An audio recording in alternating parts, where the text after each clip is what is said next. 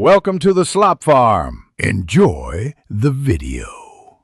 You begin by making sure your monitor is calibrated, because what you see must match output. Open the file, duplicate the layer, and convert it to a smart object so changes stay reversible. Next, add a curves adjustment or open camera raw and use the eyedropper on a neutral area to set white balance. This removes color cast and establishes accurate tones. Once done, make sure you understand that a neutral gray anchor stabilizes subsequent contrast and color moves. You now refine color and tone with targeted tools. Start with curves. Shape overall contrast in RGB, then tweak individual red, green, blue channels to correct color balance. This is why curves is so powerful.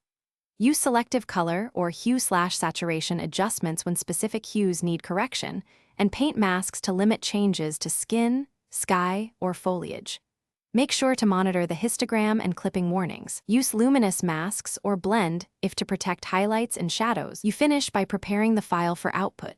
Soft proof into the target color profile and convert when satisfied, because printers and web behave differently. Create a merged layer for final sharpening and apply output-sized sharpening, then export at the correct resolution and profile. If something goes wrong, colors too intense or banding, stop and reduce vibrance or switch to LAB mode to subtly pull back O or B channels. This often fixes saturation without harming luminosity. Finally, recheck proofing before delivery. Thanks for watching. Consider subscribing if we helped you today.